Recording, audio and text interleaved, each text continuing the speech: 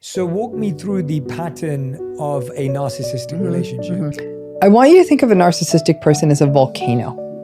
And that volcano has got this bubbling lava. And the lava for the narcissistic person is shame and insecurity. So they want to be able to plug the top of that volcano, right? And that plug is all this stuff, the entitlement, the grandiosity, I'm perfect, I'm great.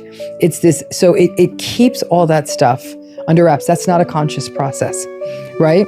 So, but every so often in life, something's gonna push that lid off to the side, which might be feedback, a criticism, somebody ends a relationship with them, whatever it is, their day doesn't go the way they want. They get stuck in traffic and they're late to something. They don't get the table they want in a restaurant. Whatever it may be, that nudges that manhole cover over and the lava starts spilling out. And that lava is their rage and their anger because their shame has been shown.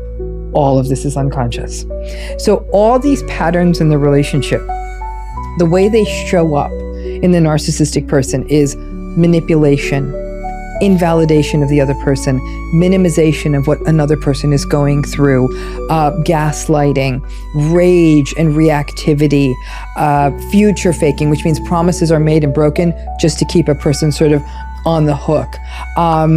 There will be blame shifting. They won't take responsibility. They'll always blame the other person, which is why people in these relationships always tend to blame themselves. There's a lot of deceit, betrayal, lying, infidelity. There is neglect. Over time, they just give less and less and less to the relationship, and the person in the relationship is trying to make do on the tiniest bits of being noticed. That's how they show up in the relationship. Everything in the relationship is about them getting supply and validation. They have absolutely no interest in the needs, wants, and honestly, the subjective reality of the other person in the relationship.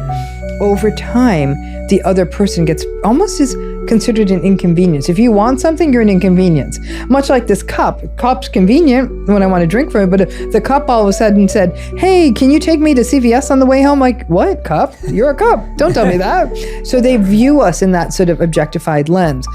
All of these dynamics mean that over time, in order for the relationship to work, the other person has to entirely sacrifice themselves and buy into the reality system of the narcissistic person. But that doesn't all happen overnight.